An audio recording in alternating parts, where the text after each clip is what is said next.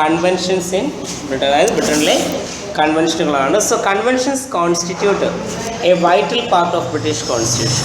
ഇപ്പോൾ ബ്രിട്ടീഷ് ഭരണഘടനയുടെ ഏറ്റവും പ്രധാനപ്പെട്ട ഒരു ഭാഗമാണ് എന്താ? കൺവെൻഷൻ. ഇത് കൺവെൻഷൻ എന്ന് പറഞ്ഞാൽ ആചാരങ്ങളെന്ന് പറയും. So it means there are certain evolved principle that act as the lie of state. പണ്ട് കാലത്ത് എപ്പോഴോ നിലനിന്നിരുന്ന കുറേ ആശയങ്ങൾ അവ പിന്നീട് എന്തായി മാറുന്നു? രാഷ്ട്രത്തിൻ്റെ നിയമങ്ങളായിട്ട് മാറപ്പെടുന്നു. So conventions are implicit consent of majority or established practices. അതായത് പണ്ട് കാലത്ത് ഉണ്ടായിരുന്ന കുറേ ആശയങ്ങൾ എന്ത് ചെയ്യുന്നു? ഭൂരിപക്ഷം ആളുകളുടെ പിന്തുണയോട് കൂടി എസ്റ്റാബ്ലിഷ്ഡ് പ്രാക്ടീസുകളായിട്ട് എന്ത് ചെയ്യുന്നു? നിലനിൽക്കുന്നവയാണ് എന്ത് പറയുന്നത്? നമ്മൾ കൺവെൻഷൻസ് എന്ന് പറയുന്നത്. അതായത് conventions are the practices and understanding related to the relation between branches of government. അതായത് ഗവൺമെൻറ്റിൻ്റെ വിവിധ ബ്രാഞ്ചുകൾ തമ്മിലുണ്ടാവുന്ന ബന്ധത്തെ എന്ത് ചെയ്യുന്ന നിലനിർത്തുന്ന ചില പ്രാക്ടീസുകളാണ് എന്തെന്ന് പറയാം? കൺവെൻഷൻസ് എന്ന് പറയുന്നത്. പണ്ടെപ്പോഴും ഉണ്ടായിരുന്നു, കാലാന്തരത്തിൽ എന്തായിട്ട് മാറുന്നു? രാഷ്ട്രത്തിൻ്റെ നിയമമായിട്ട് മാറുന്നു. That can maintain relations between different branches of government. Government വിവിധ ബ്രാഞ്ചുകൾ തമ്മിൽ എന്ത് ചെയ്യുവാൻ, ഒരു ബന്ധം നിലനിർത്തുവാനായിട്ട് ഇതിന് കഴിയും. So it keeps the constitution update. ഇപ്പോൾ ഭരണഘടനയെ അപ്ഡേറ്റ് ആയിട്ട് നിലനിർത്താൻ ഈ കൺവെൻഷൻസ് എന്ത് ചെയ്യുന്നു? സഹായിക്കും. ദെൻ അക്കോർഡിംഗ് ടു ഓർഗാൻ Zink, conventions are understanding habits and practices which clothe the dry bones of law with flesh and blood and make the legal constitutional framework and keep it in close touch with the social needs and the political ideas. Organ Singh രണ്ട് ഫിലോസഫേഴ്സാണ്. അവരുടെ അഭിപ്രായമാണ് conventions R understandings. നമുക്ക് മനസ്സിലാക്കാൻ കഴിയുന്ന ചില കാര്യങ്ങൾ, or habits നമ്മുടെ സ്വഭാവങ്ങളാവാം, and practices ചില പ്രായോഗികതകളാവാം. Which clothe the dry bones of law. നിയമമെന്ന് പറയുന്ന ആ വരണ്ട എല്ലുകൾക്ക് ഫ്ലെഷ് ആൻഡ് ബ്ലഡ് കൊടുക്കുന്ന, മജ്ജയും മാംസവും അല്ലെങ്കിൽ രക്തവും മാംസവും നൽകുന്ന ഒരു വസ്ത്രമായിട്ട് നമുക്ക് എന്തിനെ കാണാം? കൺവെൻഷൻസിനെ കാണാം. മനസ്സിലാവുന്നുണ്ടോ? അപ്പോൾ കൺവെൻഷൻസ് എന്ന് പറഞ്ഞാൽ ഹാബിറ്റ്സ് ആണ്, പ്രാക്ടീസസ് ആണ്. That clothe the dry bones of law. നിയമമെന്ന് പറയുന്ന എല്ലുകൾ, ആ എല്ലുകൾക്ക് ഫ്ലഷും ബ്ലഡും കൊടുക്കുന്നു, മാംസവും രക്തവും നൽകുന്ന, അതാണ് എന്തെന്ന് പറയുന്നത്? കൺവെൻഷൻ. ഇപ്പം നിയമമെന്ന് പറയുന്ന ഒരു സംവിധാനം ബ്രിട്ടനിലുണ്ട്. അത് വളരെ ഡ്രൈ ആണ്. Means there is no written document in Britain. Constitution ഇല്ല, റിട്ടൺ ലോസ് ഒന്നുമില്ല. പക്ഷേ ഒരു നിയമവ്യവസ്ഥ എവിടെയുണ്ട്? ബ്രിട്ടനിലുണ്ട്. ആ ബ്രിട്ടനിലെ ആ നിയമവ്യവസ്ഥയ്ക്ക് അത് വളരെ ഡ്രൈ ആണ്. സ്കെലിറ്റൻ ഫോമിലാണ് എന്താ ആ ലോ എന്ന് പറയുന്നത്. അതിനെന്ത് ചെയ്യുന്നു? ജീവസിറ്റതാക്കി മാറ്റാൻ സഹായിക്കുന്ന പ്രാക്ടീസസ് ആണെന്ന് പറയാം കൺവെൻഷൻസ് എന്ന് പറയുന്നത്. And to make the legal constitutional framework. അതിനെ എന്ത് ചെയ്യുന്നു? നിയമപരമായ ഒരു ഭരണഘടനാ ചട്ടക്കൂടിലേക്ക് എന്ത് ചെയ്യുന്നു? കൊണ്ടെത്തിക്കുന്നു. And keep it in close touch with social needs and political ideas. അപ്പോൾ അങ്ങനെ വരുമ്പോൾ എന്ത് ചെയ്യുന്നു? സാമൂഹ്യപരമായ ആവശ്യങ്ങളും രാഷ്ട്രീയ ആദർശങ്ങളുമായിട്ട് ഒരു ക്ലോസ് കണക്ഷൻ നിലനിർത്താൻ ആർക്ക് കഴിയുന്നു? ഈ കൺവെൻഷൻസിന് കഴിയും. അപ്പോൾ കൺവെൻഷൻസ് എന്ന് പറയുന്നത് ചില പ്രാക്ടീസസ് ആവാം, ചില മാനേഴ്സ് ആവാം, ചില ഹാബിറ്റ്സ് ആവാം. So that give the dry bones of law with flesh and blood. ആ നിയമമെന്ന് പറയുന്ന ആ ബോൺസിന് എന്ത് നൽകുന്നു? ഫ്ലഷ് ആൻഡ് ബ്ലഡ് പ്രൊവൈഡ് ചെയ്യുന്നു. എന്നുവെച്ചാൽ അവിടുത്തെ നിയമത്തെ നിയമമാക്കി മാറ്റാൻ സഹായിക്കുന്ന കുറേ കസ്റ്റംസ് ആണ്, പ്രാക്ടീസസ് ആണ് എന്ത് പറയുക? കൺവെൻഷൻസ് എന്ന് പറയും. So there are several conventions in Britain. പല രീതിയിലുള്ള കൺവെൻഷൻസ് ഉണ്ട്. First of all convention relating to king, രാജാവുമായി ബന്ധപ്പെട്ട കൺവെൻഷൻ. കൺവെൻഷൻ റിലേറ്റിംഗ് ടു പാർലമെൻറ്റുമായി ബന്ധപ്പെട്ട ചില കൺവെൻഷൻസ് ഉണ്ട്. കൺവെൻഷൻസ് റിലേറ്റിംഗ് ടു ക്യാബിനറ്റുമായി ബന്ധപ്പെട്ടതുണ്ട്. ദെൻ മറ്റ് ചില കൺവെൻഷൻസ്, അതർ കൺവെൻഷൻസിൻ്റെ പേരിലും എന്ത് ചെയ്യുന്നു? ചില കൺവെൻഷൻസ് അവിടെ നിലനിൽക്കുന്നു. അതിൽ നമുക്ക് ഒന്നാമത് നോക്കേണ്ടത് രാജാവുമായി ബന്ധപ്പെട്ട കൺവെൻഷൻസ് ആണ്. So conventions relating to king. The conventions relating to the king are the following. First of all, the king of Britain shall act in accordance with the advice of the cabinet. രാജാവുമായി ബന്ധപ്പെട്ട കൺവെൻഷൻസിൽ ഒന്നാമത്തത് ബ്രിട്ടനിലെ രാജാവ് പ്രവർത്തിക്കേണ്ടത് ആരുടെ ഉപദേശപ്രകാരം? ക്യാബിനറ്റിൻ്റെ ഉപദേശപ്രകാരമായിരിക്കണം. അതായത് the king is the constitutional head of the state. രാജാവാണ് അവിടുത്തെ എന്താ? King is the constitutional head, not executive, constitutional head. അപ്പോൾ നമ്മുടെ ഇന്ത്യയിൽ പ്രസിഡന്റ് എന്ന് പറയുന്ന പോലെ എന്താ, ഇന്ത്യയുടെ കോൺസ്റ്റിറ്റ്യൂഷണൽ ഹെഡ് എന്ന് പറയുന്ന ആരാണ്? പ്രസിഡന്റ്. അതേപോലെ തന്നെ ബ്രിട്ടനിലും എന്താണ്, ഭരണഘടനാപരമായ രാഷ്ട്രത്തലവൻ ആരാണ്? രാജാവാണ്. There is a saying, the king is not an infant, the king can do no wrong, the king never dies, etc. are the important conventions relating to the king. രാജാവുമായി ബന്ധപ്പെട്ട ചില സേയിങ് ആണ്, ചില പറച്ചിലുകളാണ് അവിടുത്തെ. എന്താണ്? The king is not an infant, king ഒരു കൊച്ചുകുട്ടിയല്ല. The king can do no wrong, രാജാവിന് എന്ത് ചെയ്യാൻ പാടില്ല? ഒരു തെറ്റും ചെയ്യാൻ പാടില്ല. ദ കിങ് നെവർ ഡൈസ്, രാജാവ് ഒരിക്കലും എന്ത് ചെയ്യുന്നില്ല? മരിക്കുന്നില്ല. ഇതൊക്കെ എന്താ? രാജാവുമായി ബന്ധപ്പെട്ട കൺവെൻഷൻസ് ആയിട്ട് നമുക്ക് എന്ത് ചെയ്യാൻ കാണാം. അപ്പം ഈ രാജാവ് പ്രവർത്തിക്കുന്നത് ആരുടെ ഉപദേശപ്രകാരം? ക്യാബിനറ്റിൻ്റെ ഉപദേശപ്രകാരം. Even though he's the nominal head of the state or the constitutional head of the state, he should act in accordance with the advice which is given by the cabinet. Cabinet കൊടുക്കുന്ന ഉപദേശപ്രകാരം മാത്രമേ ആർക്ക് പ്രവർത്തിക്കാൻ പറ്റൂ?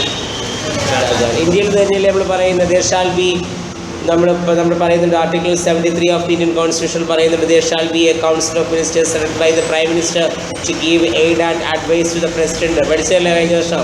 Indian ഭരണഘടന 73-74 വകുപ്പിൽ പറയുന്നതാണ് എന്താ? പ്രധാനമന്ത്രിയും തലവനായി വരുന്ന മന്ത്രിസഭയുണ്ട്. ആ പ്രധാനമന്ത്രി തലവനായി വരുന്ന മന്ത്രിസഭയാണ് പ്രസിഡന്റ് ആവശ്യമായിട്ടുള്ള ഉപദേശങ്ങൾ നൽകുന്നത്. അതുപോലെ തന്നെ ഇവിടെയും പറയുന്നത് എന്താണ്? കിങ് എന്ന് പറയുന്നത് കോൺസ്റ്റിറ്റ്യൂഷണൽ ഹെഡാണ്. അദ്ദേഹം പ്രവർത്തിക്കുന്നത് എങ്ങനെയാണ്? ക്യാബിനറ്റിൻ്റെ ഉപദേശപ്രകാരം ആയിരിക്കും. അതാണ് ഒന്നാമത്. രണ്ടാമത്തത്, the king is not acting as the chairman of the cabinet or the member of it. രാജാവ് ആരല്ല? ക്യാബിനറ്റിൻ്റെ ചെയർമാനോ അല്ല, ക്യാബിനറ്റിലെ അംഗവും അല്ല.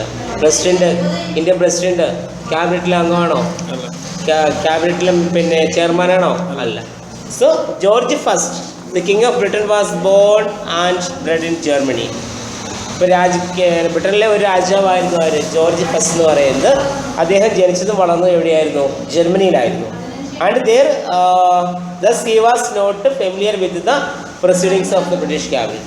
പക്ഷേ അദ്ദേഹത്തിന് എന്തറിയത്തില്ല? അതുകൊണ്ട് ബ്രിട്ടീഷ് പാർലമെൻറ്റിൻ്റെ നടപടിക്രമങ്ങളെ കുറിച്ച് അദ്ദേഹത്തിന് അറിയത്തില്ലായിരുന്നു. Thus he appointed Robert Walpole as the prime minister. അപ്പോൾ അതുകൊണ്ടാണ് ജോർജ് ഫസ്റ്റ് എന്ത് ചെയ്തത്? റോബർട്ട് വാൾപോളിനെ ആരായി നിയമിച്ചത്? പ്രധാനമന്ത്രിയായി നിയമിച്ചത്. And since then the prime minister began to act as leader of cabinet. അപ്പോൾ ഇവിടെ ബ്രിട്ടനിൽ പ്രധാനമന്ത്രി വരാനുള്ള ഒരു കാരണമെന്ന് പറയുന്നത് എന്താ? അന്നത്തെ രാജാവായിരുന്ന ജോർജ് ഫസ്റ്റ് അദ്ദേഹം ആരിലായിരുന്നു? ബ്രിട്ടനിലെ ആളല്ലായിരുന്നു. അദ്ദേഹം ജനിച്ചത് വളരെ ജർമ്മനിയിലായിരുന്നു. അതുകൊണ്ട് അദ്ദേഹത്തിന് ബ്രിട്ടനിലെ പാർലമെൻ്ററി പ്രൊസീഡിങ്സിനെ കുറിച്ചൊന്നും അറിയത്തില്ലായിരുന്നു. ആ കാര്യത്തിൽ അദ്ദേഹത്തെ സഹായിക്കാൻ വേണ്ടിയിട്ട് ജോർജ് ഫസ്റ്റ് അപ്പോയിൻറ്റ് ചെയ്ത ആളാണ് ആരെന്ന് പറയുന്നത്? Robert Walpole. അപ്പോൾ അന്ന് മുതലാണ് എന്ത് ചെയ്യുന്നത്? Robert Walpole was the first prime minister of Britain. അപ്പോൾ എന്തിനു വേണ്ടിയെന്ന് ചോദിച്ചാൽ ഇദ്ദേഹത്തെ സഹായിക്കാൻ ആണ്. ഈ ജോർജ് ഫസ്റ്റിന് ബ്രിട്ടീഷ് പാർലമെൻ്ററി പ്രൊസീഡിങ്സിനെ കുറിച്ച് എന്ത് ചെയ്യുന്നില്ല? അറിയത്തില്ല. അപ്പോൾ അങ്ങനെ വന്നപ്പോൾ ഈ അന്ന് മുതലാണ് പ്രധാനമന്ത്രി ആരായി മാറുന്നത്? ക്യാബിനറ്റിൻ്റെ ചെയർമാനായിട്ട് മാറും. അതാണ് രണ്ടാമത്തത്. ഇനി മൂന്നാമത്തത്, the king of Britain invites the leader of majority in the parliament to act as the prime minister. നമ്മൾ പഠിച്ചാണത്. പ്രധാനമന്ത്രിയായി തിരഞ്ഞെടുക്കുന്ന ആരെയാണ്? ബ്രിട്ടനിലെ ഭൂരിപക്ഷമുള്ള പാർട്ടിയുടെ നേതാവിനെ. And since 1923 the leader of House of Commons as the prime minister. അപ്പോൾ അന്ന് മുതൽ 1923 മുതൽ എന്ത് ചെയ്തു? പ്രധാനമന്ത്രി ആരായി മാറുന്നു? ഹൗസ് ഓഫ് കോമൺസിൻ്റെ നേതാവായിട്ട് മാറും. അല്ലെങ്കിൽ പാർലമെൻറ്റിൽ ഭൂരിപക്ഷമുള്ള പാർട്ടിയുടെ നേതാവായിട്ട് ആര് വരുന്നു? പ്രധാനമന്ത്രി വരുന്നു. ഇനി the king shall not interfere in the formation of cabinet and council of ministers. ക്യാബിനറ്റിൻ്റെയോ കൗൺസിൽ ഓഫ് മിനിസ്റ്റേഴ്സിൻ്റെയോ രൂപീകരണത്തിൽ ആരിടപെടുന്നില്ല? രാജാവ് ഇടപെടുന്നില്ല. അതൊരു കൺവെൻഷനാണ്. The king shall give assent to the bill passed by the parliament since 1707. 1707 മുതലുള്ള ഒരു കൺവെൻഷനാണത്. പാർലമെൻറ്റ് പാസ്സാക്കുന്ന ഏതൊരു നിയമത്തിനും അംഗീകാരം കൊടുക്കുന്നു? രാജാവ് അംഗീകാരം കൊടുക്കുന്നു. നമ്മൾ നേരത്തെ പറഞ്ഞാണ് supremacy of the parliament, sovereignty of the parliament പറഞ്ഞാണ് എന്താ? പാർലമെൻറ്റ് പാസ്സാക്കുന്ന ഏതൊരു നിയമവും രാജാവ് അംഗീകരിക്കാൻ ബാധ്യസ്ഥനാണ്. അത് അവിടുത്തെ ഒരു കീഴ്വഴക്കം, അത് കൺവെൻഷനായിട്ട് നിലനിൽക്കുന്നു. പിന്നെ അടുത്തത്, the king has no discretionary power to dissolve the parliament. പാർലമെൻറ്റിനെ പിരിച്ചുവിടാനുള്ള അധികാരം ആർക്കില്ല? രാജാവിന് ഇല്ല. പൊസിഷൻ പ്രസിഡന്റ് ഉണ്ട്. ദ പൊസിഷൻ, അത് പ്രസിഡന്റ് പിരിച്ചുവിടുന്നത് എങ്ങനെയാണ്? പ്രൈം മിനിസ്റ്ററുടെ അഡ്വൈസോട് കൂടി മാത്രമേ പിരിച്ചുവിടാൻ പറ്റുള്ളൂ. Thus the position and status of the king is related to the convention. ഇതാണെന്താ? രാജാവുമായി ബന്ധപ്പെട്ട, രാജാവിൻ്റെ സ്ഥാനവും അദ്ദേഹത്തിൻ്റെ പദവിയുമായി ബന്ധപ്പെട്ട കൺവെൻഷനുകളെന്ന് പറയാം. 5 6 അതിനകത്ത് കൊണ്ടിരിക്കണം. ഇനി convention relating to the parliament. പാർലമെൻറ്റുമായി ബന്ധപ്പെട്ട കൺവെൻഷൻ നമുക്ക് നോക്കാം. The British parliament is bicameral. നമുക്കറിയാം 2 മണ്ഡലങ്ങളുണ്ട് ബ്രിട്ടീഷ് പാർലമെൻറ്റിന്. In 1295 the big bishops and big lords refused to sit with the lower bishops and lower lords in the parliament. 1297 ബ്രിട്ടനിലെ വലിയ ബിഷപ്പുമാരും വലിയ ലോർഡ്സുകളും, എന്നുവെച്ചാൽ ലോർഡ്സിന് തന്നെ പല പദവി കാണുമല്ലോ. Big lords, medium lords, small lords, അങ്ങനെ ഒരു പദവിയുണ്ട്. അപ്പോൾ അതിൽ ഈ അവിടുത്തെ വലിയ ബിഷപ്പുമാരും വലിയ പ്രഭുക്കന്മാരും എന്ത് ചെയ്യുവാൻ? ലോവർ ബിഷപ്സിനോടൊപ്പം ലോവർ ലോർഡ്സിനോടൊപ്പം എന്ത് ചെയ്യാൻ? പാർലമെൻറ്റിൽ ഇരിക്കാൻ വിസമ്മതം പ്രകടിപ്പിച്ചു.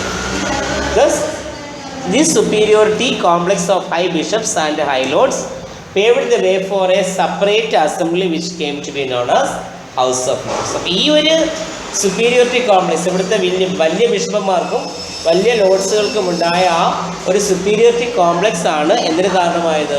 ഹൗസ് ഓഫ് ലോർഡ്സ് എന്ന് പറയുന്ന ഒരു പ്രത്യേക സഭ എന്ത് ചെയ്യുവാൻ ഉണ്ടാകുന്നതിനുള്ള കാരണം. In other words, bicameralism is emerged in Britain as a part of convention. ബ്രിട്ടനിൽ ബൈക്കാമറിസം ഉണ്ടായത് ഈ ഒരു കീഴ്വഴക്കാണ്. വലിയ ബിഷപ്പന്മാർ കൊച്ചു ബിഷപ്പന്മാരോടൊപ്പം ഇരിക്കാൻ കാണിച്ച വിമുഖതയാണ്, താല്പര്യമില്ലായ്മയാണ് എന്തിന് കാരണമായത്? ബ്രിട്ടനിൽ ബൈക്കാമറിസം ഉണ്ടാകുന്നതിന് കാരണമായത്. മനസ്സിലായല്ലോ? രണ്ടാമത്തത്, supremacy of the lower chamber is under convention. അധോ മണ്ഡലത്തിൻ്റെ മേധാവിത്വവും മറ്റൊരു കീഴ്വഴക്കമാണ് അവിടെ. അതായത് in 1407 the House of Lords abolishes their financial powers by themselves because they were not worried about the level of taxation. 1407 house of Lord's എന്ത് ചെയ്തു? അവരുടെ ഫിനാൻഷ്യൽ പവേഴ്സ് എന്ത് ചെയ്തു? അബോളിഷ് ചെയ്തു. കാരണം എന്ന് പറയുന്നത് they were not worried about the level of taxation. അവിടുത്തെ ടാക്സേഷൻ ലെവലിനെ കുറിച്ച് അവർ എന്ത് ചെയ്തില്ല? വറി ചെയ്തില്ല. അതുകൊണ്ട് അവരുടെ ഫിനാൻഷ്യൽ പവേഴ്സ് എന്ത് ചെയ്തു? അബോളിഷ് ചെയ്തു. It continued after 1909 when Asquith administration decided to impose heavy tax upon the lords to meet social welfare activities. അപ്പോൾ ഇത് ഏകദേശം 1909 വരെ ഈ ഒരു പ്രവണത എന്ത് ചെയ്തു? തുടർന്നുകൊണ്ടേയിരുന്നു. ബ്രിട്ടനിലെ ഒരു ഭരണ സംവിധാനം അല്ലെങ്കിൽ ഒരു ഭരണ കാലഘട്ടമായിരുന്നു ആസ്ക്വിത്ത് അഡ്മിനിസ്ട്രേഷൻ എന്ന് പറയുന്ന ഒരു കാലഘട്ടം, ഒരു ഭരണ കാലഘട്ടം. അതിൽ അവിടുത്തെ രാജാവിൻ്റെ പേര് ആസ്ക്വിത്ത് എന്ന് പറയുന്ന രാജാവിൻ്റെ പേരാണത്. അപ്പോൾ അദ്ദേഹത്തിൻ്റെ കാലഘട്ടത്തിൽ എന്ത് ചെയ്തു? They decided to impose heavy tax upon the lords to meet social welfare activities. അവിടുത്തെ സാമൂഹ്യ ക്ഷേമപരമായ പ്രവർത്തനങ്ങൾ ചെയ്യുന്നതിന് വേണ്ടി ഹൗസ് ഓഫ് ലോർഡ്സിൻ്റെ മുകളിൽ അല്ലെങ്കിൽ ലോർഡ്സിൻ്റെ മുകളിൽ എന്ത് ചെയ്യാൻ തീരുമാനിച്ചു? ഹെവി ടാക്സ് ഇമ്പോസ് ചെയ്യാൻ തീരുമാനിച്ചു. It led to a conflict between the 2 houses. ഇത് 2 സഭകളും തമ്മിലുള്ള ഹൗസ് ഓഫ് കോമൺസിൻ്റെ ഫിനാൻഷ്യൽ പവേഴ്സ് എന്ത് ചെയ്തു? അവർ തന്നെ എടുത്ത് കളഞ്ഞു. പിന്നീടാണ് ഇവിടെ ഹൗസ് ഓഫ് ലോർഡ്സിൻ്റെ മുകളിൽ എന്താ ഹെവി ടാക്സ് ഇമ്പോസ് ചെയ്യാൻ തീരുമാനിക്കുന്നത്. അങ്ങനെ വന്നപ്പോൾ എന്തിനും തമ്മിൽ കോൺഫ്ലിക്റ്റ് ഉണ്ടാകുന്നു. So that resulted the supremacy of House of Commons through the Commons Act of the 1911. അപ്പോൾ ഈ ഒരു 1911 ഹൗസ് ഓഫ് കോമൺസ് ആക്ട് എന്ത് ചെയ്തു? പാസ്സാക്കുക. ആ ഹൗസ് ഓഫ് കോമൺസ് ആക്ട് വഴി പാർലമെൻറ്റ് സുപ്രീമസി എന്ത് ചെയ്തു? അവിടെ ഉയർന്നു വരിക ചെയ്തു. ഇല്ല, ഹൗസ് ഓഫ് ലോർഡ്സിൻ്റെ അല്ല, ഹൗസ് ഓഫ് കോമൺസിൻ്റെ. ഇല്ലില്ല, ഹൗസ് ഓഫ് കോമൺസിൻ്റെ ഫിനാൻഷ്യൽ പവർ അവരായിട്ട് ഒഴിവാക്കുകയും എന്നാൽ പിന്നീട് ആ ഒരു സിസ്റ്റം ഈ 1909 വരെ ഈ ഹൗസ് ഓഫ് കോമൺസിന് എന്തില്ലാതെ വന്നു, ഫിനാൻഷ്യൽ പവർ ഇല്ലാതെ അവർ നിലനിന്ന് പോന്നു. അപ്പോഴാണ് ഈ ആസ്കിറ്റ് അഡ്മിനിസ്ട്രേഷൻ്റെ സമയത്ത് ഹൗസ് ഓഫ് ലോർഡ്സിൻ്റെ മുകളിൽ എന്ത് ചെയ്യുന്നു, ടാക്സ് ഇമ്പോസ് ചെയ്യുന്നു. അപ്പോൾ അത് ഹൗസ് ഓഫ് കോമൺസും ലോർഡ്സും തമ്മിൽ എന്ത് ചെയ്യാൻ കാരണമായി, കോൺഫ്ലിക്റ്റ് ആവാൻ കാരണമായി. അതെന്ത് ചെയ്തു, ഹൗസ് ഓഫ് കോമൺസിന്റെ സുപ്രമസി. ഹൗസ് ഓഫ് ലോർഡ്സ് ഇല്ല, അവരുടെ തന്നെ ഹൗസ് ഓഫ് കോമൺസ് എന്നാ പറയുന്നത്. 1407 ദ ഹൗസ് ഓഫ്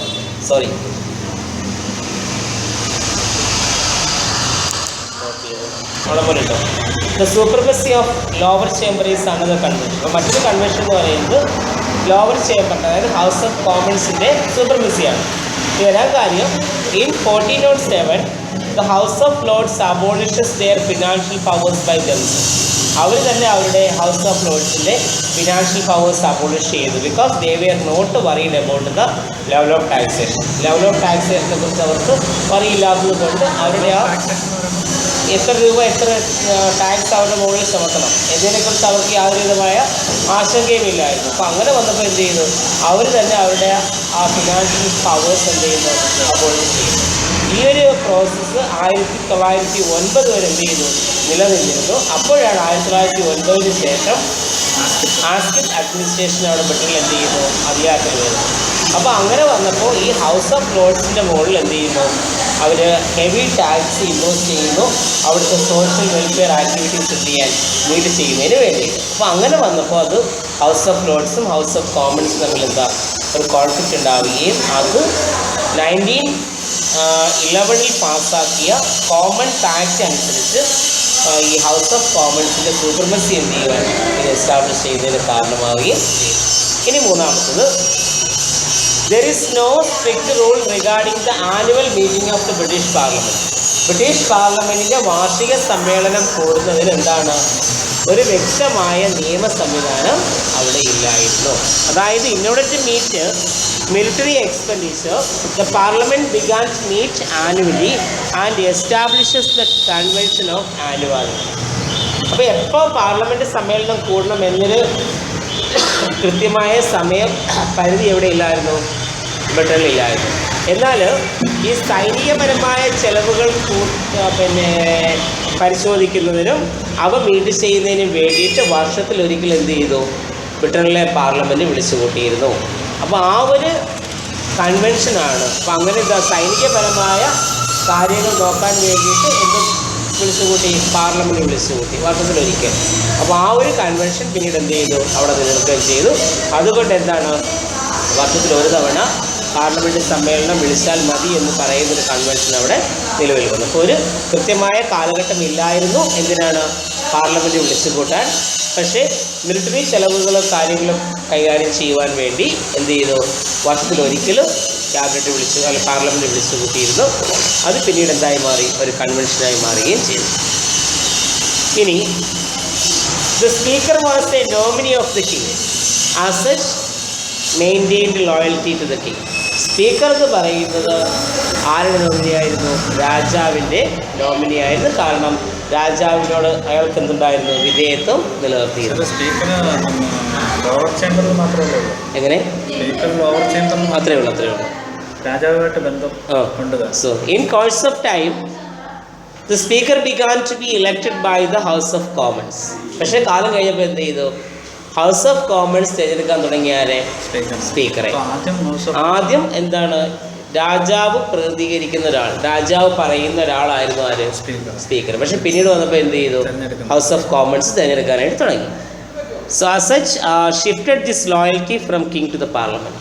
അപ്പോൾ ആദ്യം രാജാവിൻ്റെ നോമിനി ആയതുകൊണ്ട് അയാൾക്ക് ആരോട്, രാജാവിനോടായിരുന്നു വിധേയത്വം. എന്നാൽ പിന്നീട് വന്നപ്പോൾ എന്ത് ചെയ്തു, സ്പീക്കറെ തിരഞ്ഞെടുക്കാനുള്ള അധികാരം ഹൗസ് ഓഫ് കോമൺസിന് കിട്ടിയപ്പോൾ ഈ രാജാവിനോടുള്ള വിധേയത്വം ആരോടുമായിട്ട് മാറി, പാർലമെൻറ്റിനോടായിട്ട് മാറി.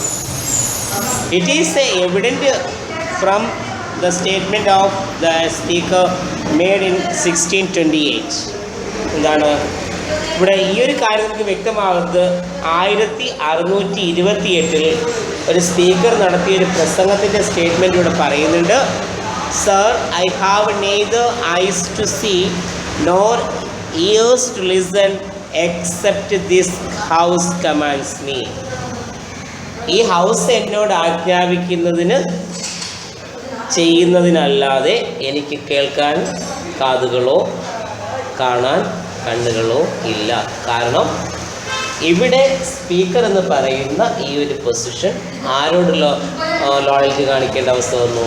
പാർലമെൻറ്റാണ്. പാർലമെൻറ്റ് പറയുന്നത് മാത്രമേ ആർക്ക് അനുസരിക്കാൻ പറ്റത്തുള്ളൂ? ഇപ്പോൾ സ്പീക്കറിന് അനുസരിക്കാനായിട്ട് പറ്റത്തുള്ളൂ. So the speaker is independent and impartial within the house and outside the house. Speaker എല്ലായ്പ്പോഴും എങ്ങനെയായിരിക്കണം? പാർലമെൻറ്റിന് അകത്തും പുറത്തും എങ്ങനെ പ്രവർത്തിക്കണം? സ്വതന്ത്രവും നിഷ്പക്ഷവുമായിട്ട് എന്ത് ചെയ്യണം? പ്രവർത്തിക്കണം. അവിടുത്തെ മറ്റൊരു കൺവെൻഷൻ എന്ന് പറയുന്നത് once a speaker always a speaker. That means once a speaker is selected, he is always the speaker at the end of his life. ഒരാളെ സ്പീക്കറായി തിരഞ്ഞെടുത്താൽ അയാൾ എല്ലായ്പ്പോഴും ആര് തന്നെയായിരിക്കും? സ്പീക്കറായിരിക്കും. ആജീവനാന്ത കാലം വരെ അയാൾക്ക് എന്ത് ചെയ്യാം? സ്പീക്കറായിട്ട് എപ്പോൾ വേണമെങ്കിലും അയാൾക്ക് എന്ത് ചെയ്യാം? ഇത് കളഞ്ഞിട്ട് പോവുകയും ചെയ്യാം. പക്ഷേ ട്രഡീഷൻ അനുസരിച്ച് once a speaker always a speaker. ഒരിക്കൽ സ്പീക്കറായാൽ അയാൾ എപ്പോഴും എന്തായിരിക്കും? സ്പീക്കറായിരിക്കും. അതൊരു കൺവെൻഷനാണ്. ഇനി മൂന്നാമത്തത് convention relating to the cabinet. ക്യാബിനറ്റുമായി ബന്ധപ്പെട്ടതാണ്. So the prime minister shall act as the chairman of the cabinet. Prime minister ആരായി പ്രവർത്തിക്കുന്നു? ക്യാബിനറ്റിൻ്റെ chairman. Cabinet is formed by the leader of the majority in the parliament. പാർലമെൻറ്റിലെ ഭൂരിപക്ഷമുള്ള നേതാവാണ് എന്തുണ്ടാക്കുന്നത്? Cabinet രൂപീകരിക്കുന്നത്. The prime minister select the ministers, decide portfolios and maintain political homogeneity. പ്രധാനമന്ത്രി എന്ത് ചെയ്യുന്നു? മന്ത്രിമാരെ നിയമിക്കുന്നു, അവരുടെ വകുപ്പുകൾ നിയമിക്കുന്നു, അവരോടൊരു പൊളിറ്റിക്കൽ ഹോമോജിനിറ്റി, രാഷ്ട്രീയപരമായ സമാനത വെച്ച് പുലർത്തുകയും ചെയ്യുന്നു. The Council of Ministers keep collective responsibility to the Parliament. ആ കൗൺസിൽ ഓഫ് മിനിസ്റ്റേഴ്സിന് ആരോട്? പാർലമെൻറ്റിനോട് എന്തുണ്ടായിരിക്കും? ഒരു കളക്റ്റീവ് റെസ്പോൺസിബിലിറ്റി ഉണ്ടായിരിക്കും. ഇനി parliament can remove the cabinet through a no confidence motion. ഒരു അവിശ്വാസ പ്രമേയത്തിലൂടെ എന്ത് ചെയ്യാൻ കഴിയുന്നു? ക്യാബിനറ്റിനെ പുറത്താക്കാൻ ആർക്ക് അധികാരമുണ്ട്? പാർലമെൻറ്റിന് അധികാരമുണ്ട്. ഇത്രയാണ് ക്യാബിനറ്റുമായി ബന്ധപ്പെട്ട കൺവെൻഷൻസ്. ഇനി നാലാമത്തത് അതർ കൺവെൻഷൻസ് ആണ്. മറ്റു ചില കൺവെൻഷൻസ് പറയുന്നുണ്ട്. So there are several other conventions relating to the emergency of political institution. രാഷ്ട്രീയ സ്ഥാപനത്തിൻ്റെ വളർച്ചയ്ക്കുമായി ബന്ധപ്പെട്ട് പല കൺവെൻഷൻസ് എന്ത് ചെയ്യുന്നു? നിലനിൽക്കുന്നു. The biparty system of Britain emerged during the period of glorious revolution. നമ്മൾ നേരത്തെ പറഞ്ഞാണ് ബ്രിട്ടനിൽ രാഷ്ട്രീയ പാർട്ടികൾ ഉണ്ടായത് എപ്പോഴാണ്? ഗ്ലോറിയസ് റെവല്യൂഷൻ്റെ കാലഘട്ടത്തിലായിരുന്നു. ആദ്യം എന്താ? കവളിയേഴ്സ് എന്നും റൗണ്ട് ഹെഡ്സ് എന്നും പറഞ്ഞ് രണ്ടെണ്ണം വരുന്നു. പിന്നീട് വിക്സും ടോറിസും വരുന്നു. അതാണ് പിന്നീട് എന്തായത്? കൺസർവേറ്റീവ് പാർട്ടിയും ലേബർ പാർട്ടിയായിട്ട് മാറിയത്. ഇനി the judicial system, local government and other political institutions are the product of conventions. അവിടുത്തെ ജുഡീഷ്യൽ സിസ്റ്റവും അതുപോലെ തന്നെ പ്രാദേശിക ഗവൺമെൻറ്, ലോക്കൽ ഗവൺമെൻറ്റുകളും മറ്റ് പൊളിറ്റിക്കൽ ഇൻസ്റ്റിറ്റ്യൂഷൻസ് എല്ലാം എങ്ങനെ ഉണ്ടായതാണ്? ഈ കൺവെൻഷൻസിൻ്റെ അടിസ്ഥാനത്തിൽ ഉണ്ടായത്. 4 തരത്തിലുള്ള കൺവെൻഷൻസാണ്. ഒന്നാമത്തെ ആരുമായി? രാജാവുമായി ബന്ധപ്പെട്ടത്, രണ്ടാമത്തെ പാർലമെൻറ്റുമായി ബന്ധപ്പെട്ട, മൂന്നാമത്തെ ക്യാബിനറ്റുമായി ബന്ധപ്പെട്ടത്, അതർ കൺവെൻഷൻസ്. അതാണ്